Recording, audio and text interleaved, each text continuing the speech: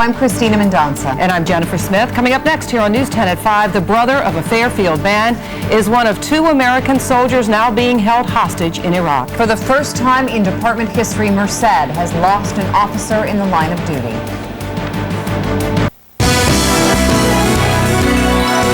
You're watching News 10 with Cristina Mendonsa and Dale Shornack. This is News 10 at 5. Some chilling pictures out of Iraq, a U.S. soldier being held hostage by radical Shiite Muslims. And we've learned that another captive soldier, not shown in the video, does have ties to Northern California. Thank you for joining us. I'm Jennifer Smith, in for Dale Shornack. I'm Cristina Mendonsa. A new video aired by Arabic TV channel Al Jazeera shows one of 2 soldiers that are missing, U.S. soldiers. The soldiers were believed captured in an attack April 9th. One of the 2 men grew up in the Bay Area and still has family in Fairfield, where News 10's Jonathan Mom now joins us live. Jonathan. Yes, Cristina, that soldier has been identified as 40-year-old Sergeant Elmer Krause of North Carolina, who actually grew up in nearby Vallejo, and as you mentioned, his brother Jim does live here in this Fairfield neighborhood. Now, Sergeant Krause has spent some 16 years with the military, first in the Navy, as shown in this picture. He's now with the Army Reserve. In the video, he's upset over what's going on, but he says he prays for his brother. They do it every morning when they get up and throughout the day. And when I found out about it, I had it at my church last Sunday also, praying for him. the fact, though, that the one soldier does show up on the video, does that gives some more hope, you know. There's always hope, but this shows that there's one alive, so that may help. We don't know. Now, Sergeant Krause and Private Maupin are with the Army Reserve's 724th Transportation Company, which is actually based in Illinois. Now, Cristina and Jennifer, this is actually the same convoy that saw Mississippi truck driver Thomas Hamill abducted, and Hamill, too, we have seen in a video that was released by the insurgents. Reporting live from Fairfield, Jonathan Mum. Back to you. All right. Thank you very much, Jonathan. Meanwhile, sporadic fighting does continue in Fallujah, where U.S. officials are negotiating with city leaders there to give them back control of the city and try and end the deadly violence. And near the holy Shiite city of Najaf, 2 Iraqis were killed today in clashes between U.S. troops and militia fighters supporting renegade Shiite cleric Muqtada al-Sadr. 2,500 U.S. troops are surrounding the city.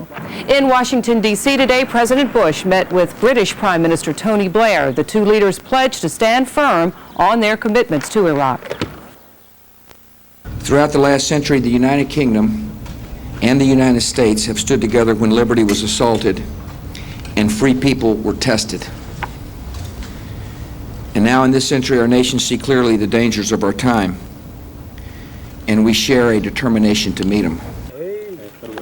Both leaders say they supported the UN proposed interim government and plan to stick with the June 30th deadline for a transfer of power in Iraq. We'll have more on Iraq a little later on, but coming up next on News 10 at 5, the state legislature votes today on that compromise on workers' comp. We'll have the outcome. And the man who admits he killed his ex-wife and shot 4 other people finds out his punishment today. We have the story still ahead.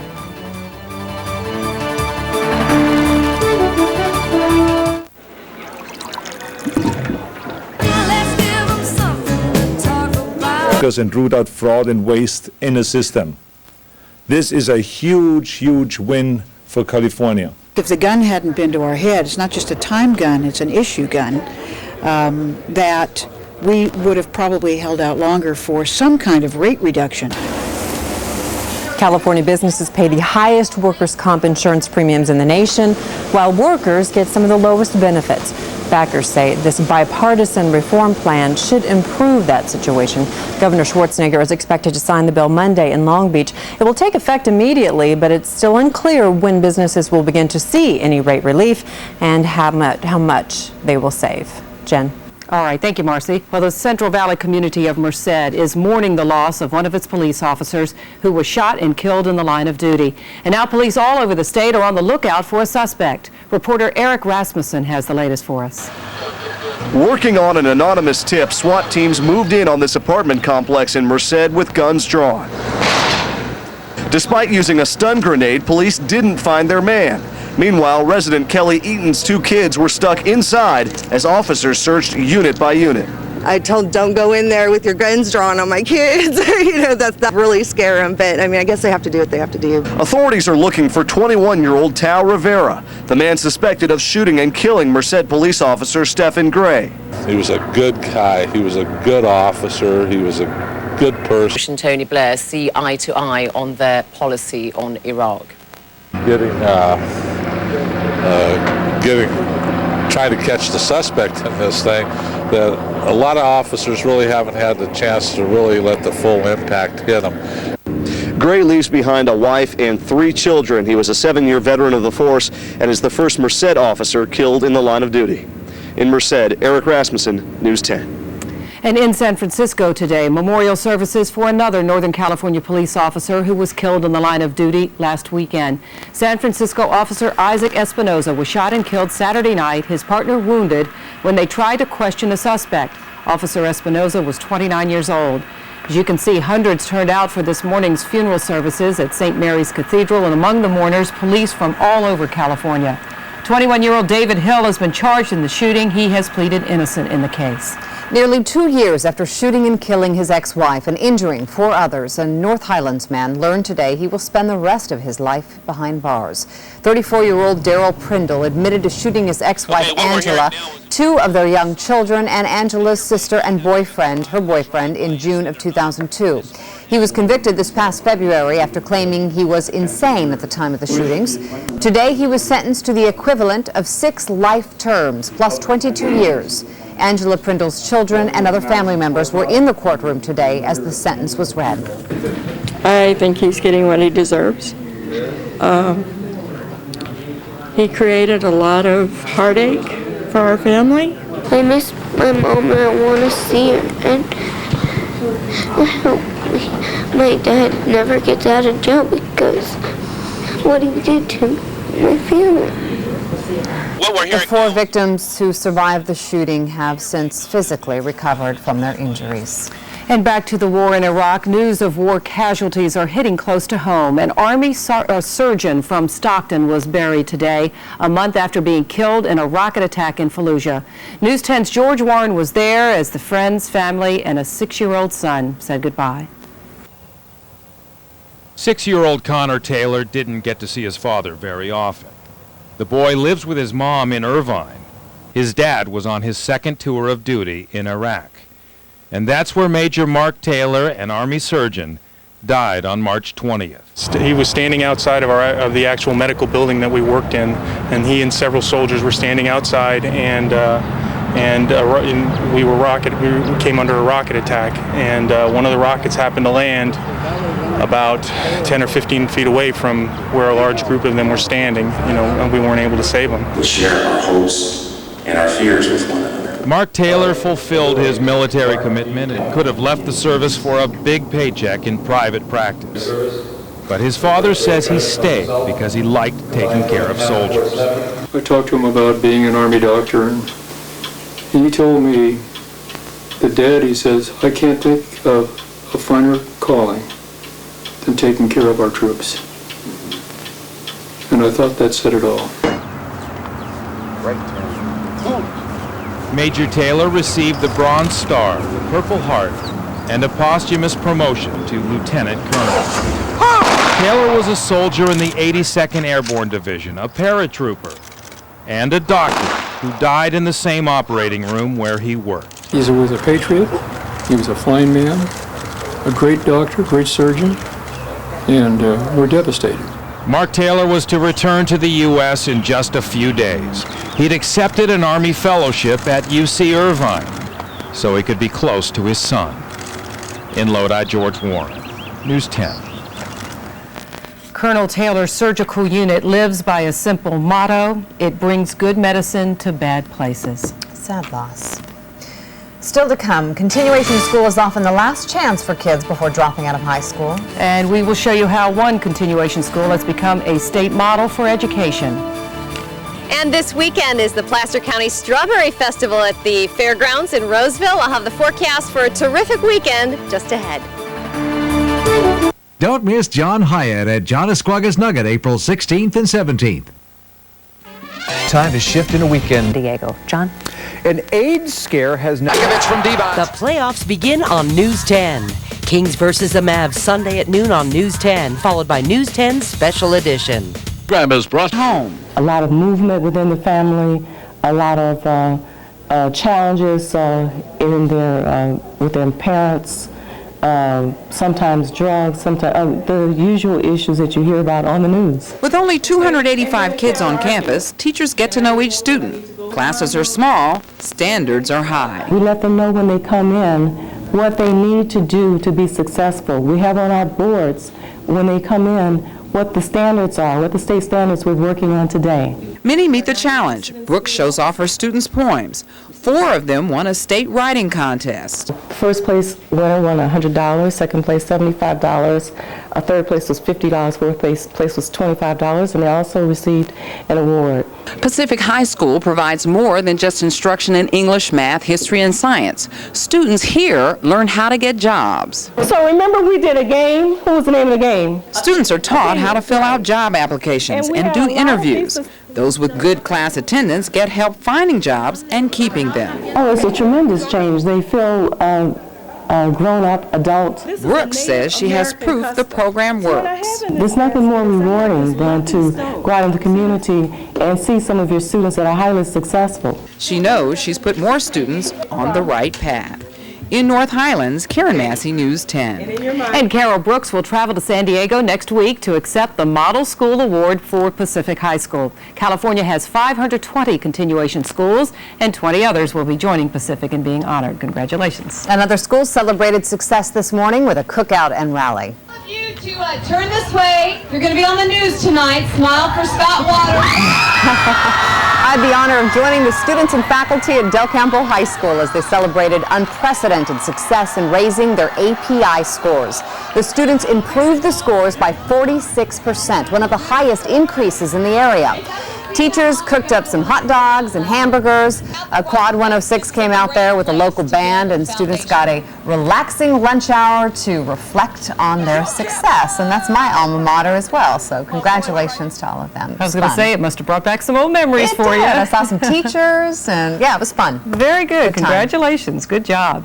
Well, this weekend is the Strawberry Festival out in Roseville, and our Alyssa Lynn is out there to give us a little preview. Beautiful day for setting up, and it'll be a gorgeous weekend ahead. There are no customers yet because the vendors are getting things underway. This year, the Krispy Kreme Strawberry Delight is sure going to treat fans when they come out here Saturday and Sunday. We're at the Placer County Fairgrounds, and here are the hours of the Strawberry Festival this weekend in Roseville at the Placer County Fairgrounds. Tomorrow, Saturday the 17th from 10 to 6, and on Sunday, April 18th from 10 to 5. They have food, music, rides, and fun, and there's also lunch and dinner. It's not all just desserts, but that's kind of the focal point, isn't it? Outside in Roseville right now, it's beautiful, 62 degrees, cooler than average, but a really nice weekend. Last weekend it was Easter and a little bit hotter, so this is welcome news for everyone in the Roseville area. All right, today the valley was fairly quiet. There are a few spotty showers out there on Doppler radar, and it looks like most of the rain is in the delta, perhaps into the foothills as well, and the north end of the valley up by the Sutter Buttes, just a couple of light showers. Sacramento, though, not much in the way of rainfall. I didn't think there was a lot of system to work with here, not a lot of moisture, so that's why it's been fairly dry through the day today. All right, here's your weekend outlook. Beautiful tomorrow, 63. I like it cool. I hope you do too. Partly cloudy. On Sunday, it'll be 69. The chances for rain are pretty slim. It's still there on Saturday, but much of the day is going to be relatively dry. Satellite and radar perspective for the west coast. Rain showers to the north, clouds to the south. Sacramento in that dry slot I talked about yesterday and the day before. So it looks like a pretty nice weekend. And next week, we'll have some warmer weather, taking out the chances for rain pretty much too on Monday and Tuesday. All right, let's go along with the forecast. For tomorrow in the Bay Area, it'll be 60 in San Francisco with a west wind at 10 to 20 miles per hour, partly cloudy skies. Davis with a high of 61, Vacaville 62, and Fairfield with a high of 59 degrees, a mix of clouds and sun. Stockton tomorrow 65 with a northwest wind and mostly cloudy skies. Cool tomorrow too by as much as 10 degrees below normal in Sacramento. 63 will be the high. Elk Grove at 62 and Jackson at 60. Here in Roseville tomorrow, if you're coming out, Dan And Dan and Jennifer will be out here. 62 degrees tomorrow in Roseville. Placerville will be 55 tomorrow. Nevada City with a high of 52, southwest breezes. And then Quincy, 49, and tomorrow Truckee, 39 degrees. Here's your 5-day forecast. Cool tomorrow, very chilly in the mornings. Downtown Sacramento at 42. Other areas could be in the upper 30s, so chilly to start both days. 63 tomorrow, a little warmer Sunday into Monday, and we'll keep it in the 70s as we go into next week. Well, this is what it's all about. The beautiful strawberries. A huge platter. I don't even know if Mark Pepper and I can finish this, so I might have to bring back some strawberries for you guys. Jennifer, I know you'll be out here tomorrow, right? And Christina on Sunday? Yep, we will be there. Don't forget Sharonita will be out there tomorrow, too. Okay, Sharon and Dan. I got everybody going. Looking good. Oh, they're delicious. Really they good. smell terrific. I wish you had smell-o-vision. Should be Don't really let nice anybody weekend. tip that into your face, though, Alyssa.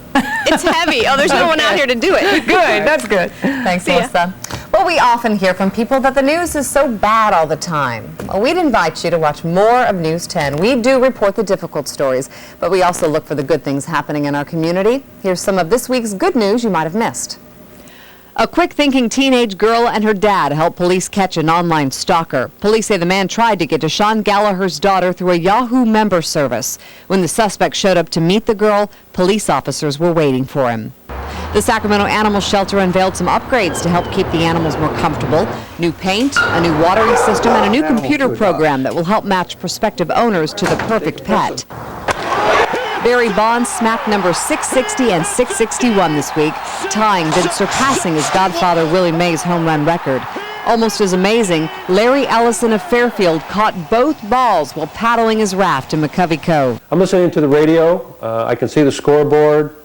I can listen to the fans. He gave number 660 back to Barry Bonds, but he's keeping number 661. Parents talk about the feeling they get when they come through the door. It's there. That feeling, that caring, that loving. Parents of children getting care at UC Davis will soon have a low-cost place to stay. Groundbreaking for a new Kiwanis house will mean a haven for 32 families. I'm very grateful. I can't tell you. I mean, it's just amazing. Jake Brown almost died fighting in Iraq. His hometown of Danville is doing all it can to make sure vets returning home get more than a hero's welcome. We're not only embracing them, we're engaging them. We're saying we want you to come back to our community. We want you to be a vital part of our community after your service. Jake has a new job and a free apartment for a year and a good start on his post-war life. Other cities are contacting Danville to set up their own welcome home programs. I think that was my favorite story of the week. What a great program Danville has started, and other cities are starting to model it. What a way to welcome soldiers back, too, with a real helping hand. Well, when we come back, you will see her anti-smoking ads all over the area pretty soon. Meet the young winner of an important design contest when we come back. When a friend is involved in getting to $1 million, are you going to stab him in the back? I can't. I couldn't do it. I couldn't do it today. I couldn't do it again. In fact, we'll take a look at what the Sacramento Kings are doing to prepare for their first-round playoff series with the Dallas Mavericks. And by the way, here's a look at the schedule and when you can watch the games right here on News 10. Game 1 is coming up this Sunday. ABC coverage begins at noon, tip-off around 12:30. Game 2 is Tuesday at 7:30. Then Game 3 next Saturday, April 24th at 4 p.m. If there is a Game 4, it will be played Monday, April 26th at 6:30. A Roseville girls' anti-smoking message is coming soon to a freeway near you. Ashley Peters is a 7th grader at Cooley Middle School. She was one of 5,400 students who entered Kaiser Permanente's Don't Buy the Lie billboard contest.